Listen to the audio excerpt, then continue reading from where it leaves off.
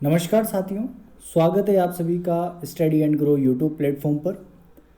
इस वीडियो में हम समझेंगे संविधान सभा और संविधान सभा का किस प्रकार से संविधान निर्माण में महत्वपूर्ण योगदान रहा, उन सब तथ्यों के बारे में बात करेंगे। तो टॉपिक रहेगा संविधान सभा। संविधान सभा।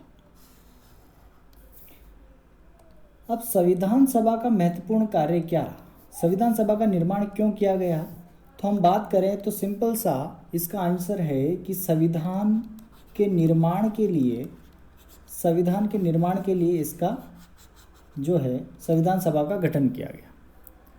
अब संविधान क्या है, संविधान की बात करें तो संविधान एक कानूनी दस्तावेज है। कानूनी दस्तावेज है। कानूनी दस्तावेज का क्या मतलब है कि इसमें कानूनों का संकलन है। कानून के बारे में इसमें दिया हुआ एक कानून की किताब है जिसका कार्य क्या है, जिसका कार्य नियंत्रण रखना। नियंत्रण का क्या मतलब हुआ, किसी देश या फिर किसी भी राज्य को चलाना हो तो हमें कुछ कानूनों की आवश्यकता होती है। तो वो कानूनी दस्तावेज क्या है, एक संविधान है। तो किसी भी राज्य या फिर देश की शासन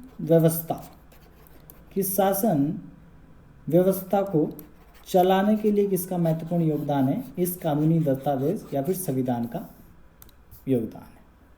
और कोई भी नई बात आती है हमारे देश में या फिर राज्य में जो जनता के लिए कल्याणकारी साबित होती है, तो हम इस कानूनी दस्तावेज में कुछ बदलाव भी करते हैं जिसको हम संविधान संशोधन भी कहते हैं। उस पर भी एक चर्चा करेंगे हम, जो महत्वपूर्ण संविधान संशोधन हुए हैं उनकी भी बात करेंगे आगे के वीडियोज़ में। पर अभी हम देखेंगे कि संविधान सभा में क्या क्या निर्णय हुए और संविधान का निर्माण कैसे हुआ। अब देश और राज्य की शासन व्यवस्था को चलाने के लिए किन किन स्तंभों पर, किन किन विभागों पर जो नियंत्रण होना आवश्यक है, तो उसमें महत्वपूर्ण चीज़ें हैं। एक तो कार्यपालिका पर नियंत्रण होना आवश्यक है। एक है व्यवस्थापिका पर नियंत्रण होना आवश्यक है। और साथ ही न्यायपालिका पर भी अंकुश होना आवश्यक है। तो कार्यपालिका, न्यायपालिका और न्यायपालिका ये किसी भी देश या राज्य को चलाती है। और ये सब किसके आधार पर चलते हैं, इस कानूनी दस्तावेज या फिर संविधान के आधार पर। अब संविधान की बात करें तो संविधान जो सबसे पहले इसका उद्गम कौन से देश में हुआ, तो बात की जाए तो ब्रिटेन जो देश है वहाँ पर संविधान को सबसे पहले अपनाया गया। और जो ब्रिटेन का संविधान है वो अलिखित प्रकार का है। अलिखित संविधान है कौन से देश का, ब्रिटेन का। तो सबसे पहले लिखित संविधान कहाँ पर आया, सबसे पहले कौन सा संविधान, लिखित प्रकार का संविधान। लिखित प्रकार का संविधान कहाँ पर आया, कौन से देश में आया, तो वो देश है अमेरिका। अमेरिका महाशक्ति जो देश है वहाँ पर सबसे पहले लिखित प्रकार का संविधान आया। और एशिया के संदर्भ में बात करें, एशिया के संदर्भ में, तो एशिया में जो सबसे पहले लिखित संविधान आया था वह आया था जापान का, जापान देश का। ये कौन सा, किस प्रकार का संविधान था, लिखित प्रकार का संविधान था जापान का। और एशिया में सबसे नवीनतम संविधान की बात करें, संविधान जो नवीनतम संविधान है वो कौन से देश का है, वो है नेपाल देश का। कब का है, 2015 का। तो नवीनतम संविधान हो गया नेपाल का। और लिखित संविधान जो है एशिया में सबसे प्रथम है वो है जापान देश का। और बात करें सबसे बड़ा लिखित संविधान, सबसे बड़ा लिखित संविधान कौन से देश का आ जाता है, हमारे प्यारा देश भारत का। तो भारत का जो संविधान है वो सबसे बड़ा लिखित संविधान है। एशिया में नहीं बल्कि पूरे विश्व में सबसे बड़ा जो लिखित संविधान है वो है भारत का। तो ये संविधान की भूमिका है कि क्या क्या चीज़ें हैं, अपन को तथ्य क्या क्या याद रखने चाहिए। तो संविधान क्या है, एक कानूनी दस्तावेज है। अब संविधान का निर्माण भारत में किस प्रकार से हुआ उसको हम समझेंगे। तो संविधान निर्माण की प्रक्रिया में अपन इनको 3 चरणों में पढ़ेंगे। सबसे पहले अपन देखेंगे 1773 ईस्वी का रेगुलेटिंग एक्ट। कौन सा एक्ट, रेगुलेटिंग एक्ट। उसके बाद अपन देखेंगे 1935 का भारत शासन अधिनियम, भारत शासन अधिनियम। और अंत में अपन देखेंगे 1946 का कैबिनेट मिशन, कैबिनेट मिशन। तो 1973 ये इसकी सीढ़ियाँ हैं। संविधान का निर्माण एक बार में नहीं हो गया, इसमें बहुत समय लगा है। बहुत समय इस प्रकार से हम कह सकते हैं कि जो पुराने कानून थे उन्हीं के आधार पर नया संविधान बना है। तो रेगुलेटिंग एक्ट का क्या मतलब हुआ कि ऐसा नियम या ऐसा कानून जो किसी चीज़ को रेगुलेट करे, उसको बोलते हैं रेगुलेटिंग एक्ट। और रेगुलेटिंग एक्ट का उदय कब हुआ था? अगर अपन बात करें दो युद्धों की, जिसमें पहला युद्ध है 1757 का युद्ध। कौन सा युद्ध आता है? प्लासी का युद्ध। 1757 का प्लासी युद्ध। और उसी तरह 1764 में एक और युद्ध लड़ा गया था जिसको हम बोलते हैं बक्सर का युद्ध, बक्सर का युद्ध। तो प्लासी और बक्सर का जब युद्ध लड़ा गया तो इसमें अंग्रेज जीत गए और अंग्रेजों ने किस पर नियंत्रण कर लिया? बंगाल पर। और बंगाल पर नियंत्रण हुआ तो वो वहाँ से पूरे भारत को कंट्रोल करने लगे। तो बंगाल पर जब नियंत्रण हुआ तो इन पूरी जनता को नियंत्रित करने के लिए ईस्ट इंडिया कंपनी ने एक एक्ट निकाला, उसी का नाम क्या आता है? Regulating act. और रेगुलेटिंग एक्ट के तहत इनका काम क्या था? शासन व्यवस्था बनाना, शासन व्यवस्था बनाना। क्योंकि शासन व्यवस्था को चलाना है, रेगुलेट करना है, तो एक्ट का नाम क्या दे दिया? Regulating act. और इसी रेगुलेटिंग एक्ट के तहत 1774 में, कौन सा रेगुलेटिंग एक्ट? रेगुलेटिंग एक्ट 1773 वाला। उसके तहत ही 1774 में कोलकाता में सुप्रीम कोर्ट की स्थापना की गई। कोलकाता में क्या बना दिया गया? Supreme court. सुप्रीम कोर्ट की स्थापना कर दी गई कोलकाता में। और सुप्रीम कोर्ट के जो पहले चीफ जस्टिस थे, मुख्य न्यायाधीश जो थे, मुख्य न्यायाधीश, वो बनाया गया एलिजा एम्पे को, एलिजा एम्पे। एलिजा एम्पे को सुप्रीम कोर्ट का प्रथम न्यायाधीश बनाया गया। कब? जब रेगुलेटिंग एक्ट के तहत पहला सुप्रीम कोर्ट भारत का बना कोलकाता में 1774 ईस्वी में। अब ये जो नियम यहाँ से तोड़ मरोड़ कर आगे बढ़े, उसी से नए नियमों का उदय हुआ और धीरे धीरे इन नियमों में परिवर्तन होता रहा। तो उसके बाद अपन बात करते हैं 1935 के भारत शासन अधिनियम की।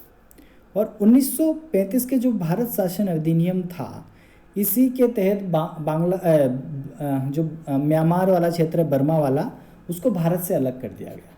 म्यांमार वो भारत को अलग किया गया, भारत को अलग। हालांकि उस समय शासन अंग्रेजों का ही है, अंग्रेजों का ही शासन है, पर अंग्रेजों ने जो नए नए नियम लाए उन्हीं को तोड़ मरोड़ कर बाद में संविधान बना। और जो बाबा साहब अम्बेडकर है, जिन्होंने बहुत सारे देशों का संविधान पढ़ा और बहुत सारे देशों की स्थिति से जायजा लिया, और जो भी अच्छी चीज़ें हो सकती थी, जो भी आदर्शवाद के नियम थे, वो सब लाके अपने एक संविधान में उनको समाहित किया। तो म्यांमार भारत को अलग हुआ कि कौन से नियम के तहत? भारत शासन अधिनियम 1935 के तहत। उसके साथ ही कुछ महत्वपूर्ण चीज़ें हुई, जैसे आरबीआई की स्थापना हुई, रिजर्व बैंक ऑफ इंडिया की स्थापना 1 अप्रैल 1935 को आरबीआई को बनाया गया, रिजर्व बैंक ऑफ इंडिया को। तो इसी तरह यहाँ पे कुछ नियम, और जो बहुत बड़ा भाग है हमारे संविधान में वो भारत शासन अधिनियम के नियमों का ही है। और लास्ट में अपन बात करेंगे कैबिनेट मिशन की, कि कैबिनेट मिशन का किस तरह भारत के संविधान निर्माण में योगदान रहा। तो 1946 का कैबिनेट मिशन। तो अब अपन आते हैं मेन टॉपिक पे 1946 में कैबिनेट मिशन पर। कैबिनेट मिशन, तो 1946 के कैबिनेट मिशन के तहत जुलाई 1946 में एक सभा की स्थापना की गई, जिसका नाम दिया गया संविधान सभा। संविधान सभा, क्योंकि द्वितीय विश्व युद्ध के बाद ये घोषणा कर दी गई थी कि भाई भारत को अलग किया जाएगा। इसमें बहुत सारे पक्षपात भी हुए, क्योंकि पाकिस्तान अलग देश की मांग कर रहा था, ठीक है। तो संविधान सभा का गठन कर दिया गया जुलाई 1946 को, और इस समय जो संविधान सभा थे इसके जो सदस्य थे वो 389 थे। कितने सदस्य हो गए? 389 सदस्य। इसमें बात करें तो 200 जो 92 सदस्य थे वो ब्रिटिश प्रांतों से आए। ब्रिटिश प्रांतों से 292 सदस्य आए। साथ में 93 देसी रियासतों से आए। देसी रियासतों का क्या मतलब है कि बहुत से राजे रजवाड़े उस समय हुआ करते थे, तो उन्होंने अपनी एक रियासतें बना रखी थी, वो किसी के अंदर नहीं आते थे, वो एक स्वतंत्र देसी रियासत चलाते थे। तो वहाँ से भी 93 या फिर 93 सदस्य आए। और 4 जो आए वो चीफ कमिश्नर आए, मुख्य कमिश्नर, क्योंकि उस समय 4 केंद्र शासित प्रदेश हुआ करते थे। एक तो अजमेर मेरवाड़ा वाला क्षेत्र, अजमेर मेरवाड़ा, एक हुआ करता था कुर्ग, ठीक है, एक हुआ करता था दिल्ली,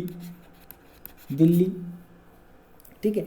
इस तरह से एक होता था बलूचिस्तान, क्योंकि उस समय पाकिस्तान अलग नहीं हुआ था, तो बलूचिस्तान। तो अजमेर मेरवाड़ा, कुर्ग कहाँ पे? कर्नाटका में, दिल्ली, बलूचिस्तान। यहाँ से 4 मुख्य, ये 4 क्या है? केंद्र शासित प्रदेश थे। यहाँ से 4 लोग आए। तो टोटल कितने सदस्य जो थे संविधान सभा में? वो 389 मेंबर्स थे। तो संविधान सभा का गठन हो गया जो कैबिनेट मिशन के तहत, और संविधान सभा को क्या सौंपा गया भार कि संविधान निर्माण को आगे बढ़ाओ, कि संविधान का निर्माण आप लोगों को करना है, और कैसे करना है वो आप देखो। अब इसमें बहुत सारे लोग आए, अब इनकी बैठकें होने लगी। तो संविधान सभा की जो मुख्य बैठकें हैं उनके बारे में अपन बात करेंगे। तो 3 तारीख अपन को ध्यान रखनी है। एक तो 9 दिसंबर 1946, एक रखनी है 11 दिसंबर 1946, और एक रखनी है 13 दिसंबर 1946। इन तीनों दिनों का क्या महत्वपूर्ण योगदान है कि जो पहली बैठक हुई संविधान सभा की वो हुई 9 दिसंबर 1946 को। इस समय संविधान सभा की कौन सी बैठक हुई? पहली बैठक। और पहली बैठक फर्स्ट बैठक हुई, और फर्स्ट बैठक में जो यहाँ का जो वरिष्ठतम सदस्य था इस संविधान सभा का, जिसका नाम था डॉक्टर सच्चिदानंद सिन्हा, उनको अस्थायी सदस्य बनाया गया। तो अस्थायी अध्यक्ष कौन सा सदस्य को? जो सबसे बुजुर्ग यहाँ पे सीनियर व्यक्ति था, डॉक्टर सच्चिदानंद सिन्हा जी। तो सच्चिदानंद सिन्हा जी को अस्थायी सदस्य के रूप में नामित किया गया, बनाया गया संविधान सभा का। और यहाँ पर एक और महत्वपूर्ण चीज हुई कि मुस्लिम लीग का बहिष्कार किया गया। उसके बाद अगली बैठक हुई 11 दिसंबर 1946 को, और इस बैठक में एक स्थायी सदस्य चुन लिया गया। स्थायी सदस्य जिनका नाम था डॉक्टर राजेंद्र प्रसाद जी, डॉक्टर राजेंद्र प्रसाद। तो दिनांक महत्वपूर्ण है कि 11 दिसंबर जो 2 दिन बाद बैठक हुई उनमें स्थायी सदस्य का चुनाव किया गया, डॉक्टर राजेंद्र प्रसाद। और उसी के साथ ही 13 दिसंबर 1946 को उद्देश्य प्रस्ताव लाया गया। उद्देश्य प्रस्ताव, और किसके द्वारा लाया गया उद्देश्य प्रस्ताव? जवाहरलाल नेहरू के द्वारा। जवाहरलाल नेहरू जी, पंडित जवाहरलाल नेहरू के द्वारा उद्देश्य प्रस्ताव लाया गया, जिसे को हम क्या बोलते हैं? प्रस्तावना। अब इस चीज को समझो, अपन क्या बात कर रहे हैं? अपन बात कर रहे हैं संविधान सभा की, और संविधान सभा का गठन कर दिया गया 1946 में, क्योंकि आज़ादी हमको मिलने वाली है, तो किसी देश को चलाने के लिए कानूनों की आवश्यकता है, संविधान की आवश्यकता है। तो वो बैठक हुई, उस बैठक में चर्चा हुई, और अस्थायी सदस्य डॉक्टर सच्चिदानंद सिन्हा को बना दिया गया। उसके बाद स्थायी सदस्य बनाया गया दूसरी बैठक में डॉक्टर राजेंद्र प्रसाद जी को, और 13 दिसंबर को जवाहरलाल नेहरू जी ने उद्देश्य प्रस्ताव पारित किया। उद्देश्य प्रस्ताव लाया गया, और उद्देश्य प्रस्ताव का क्या मतलब है कि जो हम नियम या कानून बनाएंगे, जो संविधान बनाएंगे, उसका उद्देश्य क्या होना चाहिए, इसमें जनता के कल्याण के लिए, और फिर किसी देश की शासन व्यवस्था किस प्रकार होनी चाहिए, वो सब उद्देश्य इसमें निर्धारित किए गए। तो ये तीसरी बैठक में जवाहरलाल नेहरू के द्वारा लाया गया था। उसके बाद हम बात करेंगे तो 3 जून 1947 3 जून 1947 को घोषणा कर दी गई किसके? भारत के बंटवारे की घोषणा हो गई। भारत के बंटवारे की घोषणा। अब संविधान सभा का निर्माण तो पहले हो चुका है जिसमें 389 मेंबर है, ठीक है। अब बंटवारे की घोषणा कर दी गई, इसका मतलब क्या होगा कि पाकिस्तान और भारत अलग होगा। अब इसमें वो लोग भी सदस्य थे जो पाकिस्तान प्रांत से आते थे, जो उस समय भारत ही कहलाता था। अब वो लोग इसमें कम हो जाएंगे। तो जब बंटवारे की घोषणा हुई तो इन्होंने क्या किया? 14 अगस्त 1947 को पाकिस्तान एक रेखा खींच दी, रेड क्लिप, ठीक है। पूर्वी पाकिस्तान बांग्लादेश को घोषित कर दिया गया और पश्चिमी पाकिस्तान रेड क्लिप रेखा से अलग कर दिया गया। तो पाकिस्तान को अलग कर दिया गया। और अभी हाल ही में मोदी जी ने 14 अगस्त को हॉरर रिमेम्बरेंस डे के रूप में मनाया गया है, जो बंटवारे पार्टीशन हॉरर रिमेम्बरेंस डे के रूप में मनाया जाने लगा है। और 15 अगस्त 1947 को भारत को अलग किया गया। तो 14 अगस्त को पाकिस्तान अपना स्वतंत्रता दिवस मनाता है और भारत 15 अगस्त को मनाता है। अब संविधान सभा बन रही थी, कुछ नियम पारित होने वाले थे, उद्देश्य प्रस्ताव आ गया था। उसके बाद भारत के बंटवारे की घोषणा हुई और पाकिस्तान और भारत अलग हो गए।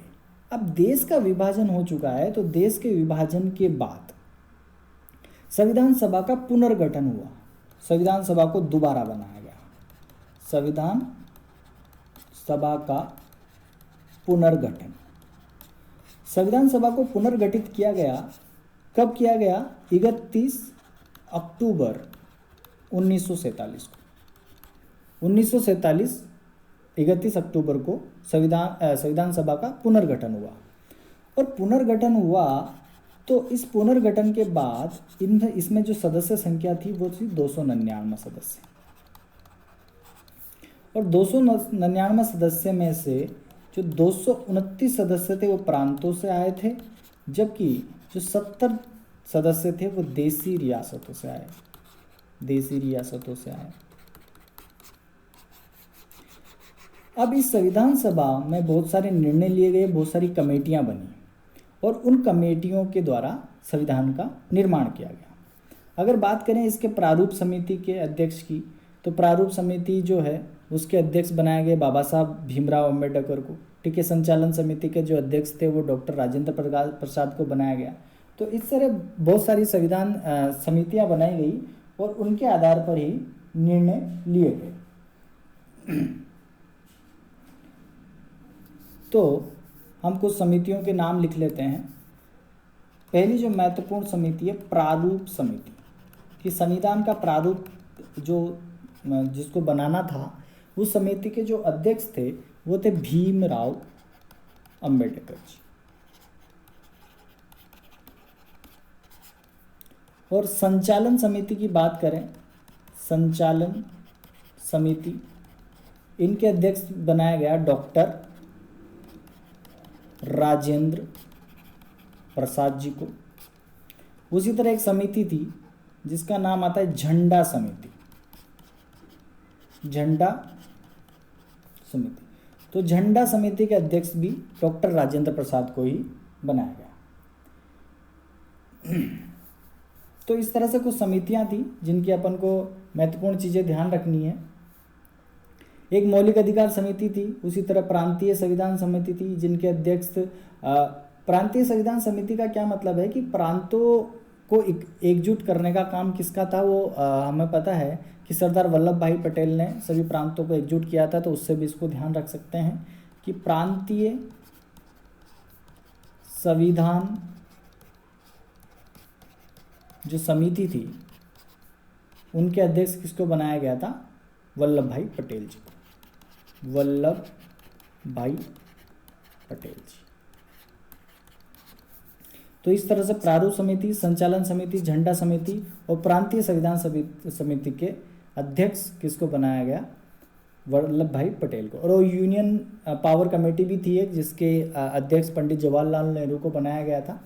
तो इस तरह से बहुत सारी समितियां बनाई गई, सबको अलग अलग काम सौंपे गए और इस तरह से संविधान का निर्माण हुआ। और संविधान के प्रारूप की बात करें, जो प्रारूप तैयार हुआ, तो उस प्रारूप पे जो बहस हुई वो लगभग 114 दिन पर बहस हुई। जो प्रारूप पर बहस की बात करें, प्रारूप पर बहस हुई 114 दिन। 114 दिन प्रारूप पे बहस हुई और लगभग हमारे संविधान निर्माण में 65 या 64 लाख का खर्चा हुआ। 64 लाख रुपए खर्च हुए।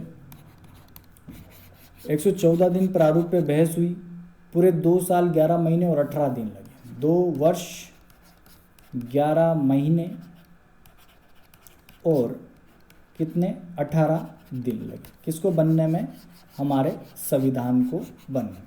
तो उसके बाद इन समितियों ने अपना काम किया, बहसें की, बहुत सारी बैठकें की, बहुत सारी चीज़ों, बाबा साहब अम्बेडकर बहुत सारी जगह घूमे और देशों का संविधान को समझा और बहुत सारे नियम कायदों को देखते हुए संविधान का निर्माण किया। तो संविधान जब निर्माण हुआ तो उस समय संविधान का जब निर्माण हुआ, संविधान बन चुका है, तो संविधान का निर्माण हुआ और संविधान के निर्माण के बाद जो है इसमें 22 भाग, 395 अनुच्छेद हुए और 8 अनुसूचियां थी।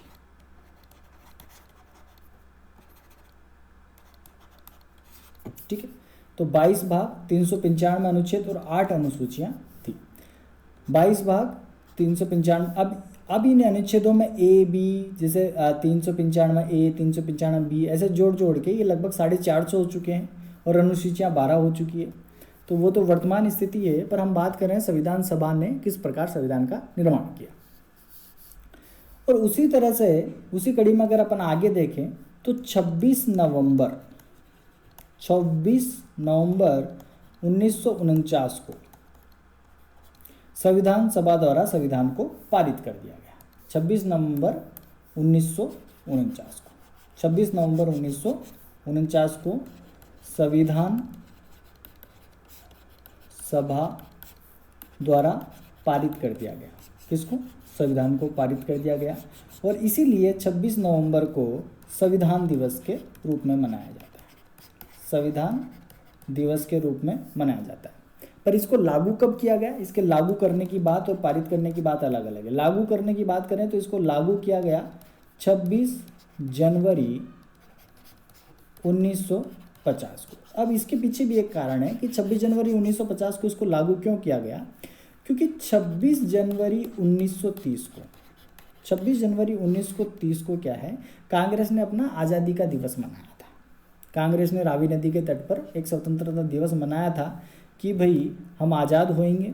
तो उस विषय में 26 जनवरी की जो तिथि है वो महत्वपूर्ण रखी गई और संविधान को लागू किया गया और इस तरह 26 जनवरी 1950 को हमारा देश गणतंत्र हो गया और उस दिन को गणतंत्र दिवस के रूप में हम मनाते हैं। ठीक है, पर संविधान दिवस की एक अपने आप में महत्वपूर्ण भूमिका है कि 26 नवंबर 1949 को। और संविधान निर्माण में जो महत्वपूर्ण भूमिका लिखा है, वैसे तो सब लोगों की महत्वपूर्ण भूमिका रही है, पर जो सबसे कठिन परिश्रम किया वो बाबा साहब अम्बेडकर ने किया। उसी तरह संविधान सभा की और भी महत्वपूर्ण चीज़ें हैं जिनको हमें ध्यान रखना है कि इन्होंने क्या है, राष्ट्रध्वज को अपनाया। हमारा जो राष्ट्रीय ध्वज है तिरंगा को राष्ट्रध्वज के रूप में अपनाया, राष्ट्रध्वज के रूप में अपनाया। और ये कब अपनाया? ये अपनाया 22 जुलाई 1947 को। उसी तरह राष्ट्रगान और राष्ट्रगीत को अपनाया गया। राष्ट्रगान और राष्ट्रगान को अपनाया इन्होंने 24 जनवरी 1950 को। और जो राष्ट्रगीत है, राष्ट्रगान तो है जनगण मन और राष्ट्रगीत कौन सा है? वंदे मातरम।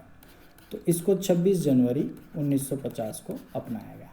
तो ये सब महत्वपूर्ण भूमिका थी संविधान सभा की कि इन्होंने कमेटियां बनाई बहुत सारे और सबको अलग अलग काम सौंपा गया, सभी के अलग अलग अध्यक्ष बनाए गए और उसके बाद संविधान का निर्माण हुआ। और उसके बाद इन्होंने तिरंगा ध्वज अपनाया, राष्ट्रगान को महत्व दिया, राष्ट्रगीत को अपनाया। तो इस तरह से संविधान सभा की एक महत्वपूर्ण भूमिका रही है। उसके बाद हमको स्वतंत्रता मिल गई 1947 में। 1947 में हम क्या हो गए? आज़ाद हो गए। और आज़ाद होने के बाद पहला मंत्रिमंडल बना। 15 मंत्रिमंडल बना और इस मंत्रिमंडल में सबको अपने अपने काम सौंपे गए। तो वो भी एक महत्वपूर्ण चीज़ है कि यहाँ से भी बहुत सारे प्रश्न बनते हैं एग्ज़ामों में कि किसको क्या क्या सौंपा गया। तो हमें पता है कि प्रधानमंत्री कौन बने थे। प्रधानमंत्री किसको बनाया गया था? प्रधानमंत्री बने थे पंडित जवाहरलाल नेहरू। पंडित जवाहरलाल नेहरू जी को क्या बनाया गया? प्रधानमंत्री बनाया गया। उसी कड़ी में अगर बात करें होम मिनिस्टर की, होम मिनिस्टर या फिर गृह मंत्री उस समय बनाया गया वल्लभ भाई पटेल को, वल्लभ भाई पटेल साहब को। Statue of unity 31 October unity day, ठीक है। उसी तरह एजुकेशन मिनिस्टर, शिक्षा मंत्री पहले मंत्रिमंडल की बात हम कर रहे हैं आज़ादी के बाद। शिक्षा मंत्री मौलाना अबुल कलाम आज़ाद को, अबुल कलाम साहब को, अबुल कलाम आज़ाद। और उसी तरह से श्रम मंत्री किसको बनाया गया? जगजीवन राम को। वित्त मंत्री की बात करें, वित्त मंत्री तो आर के शंकुनम शेट्टी को बनाया गया, आर के शेट्टी साहब,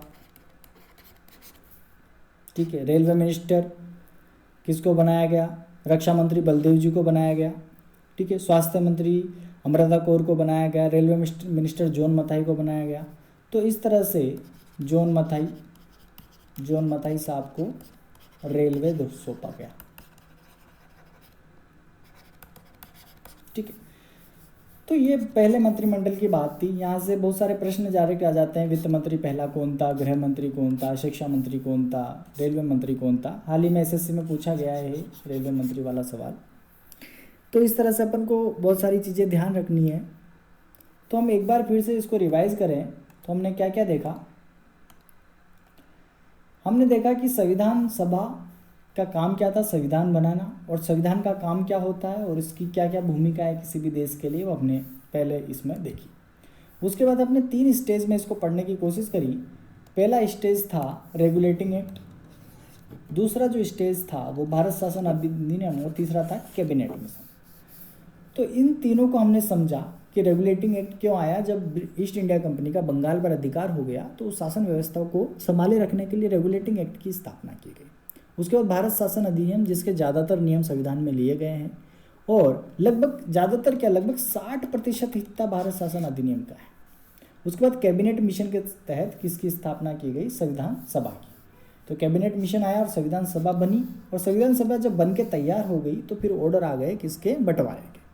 और बंटवारे के जब ऑर्डर आए तो संविधान सभा में फिर से बदलाव हुए और बंटवारा हो गया पाकिस्तान और भारत का 14 अगस्त 1947, जिसको पार्टीशन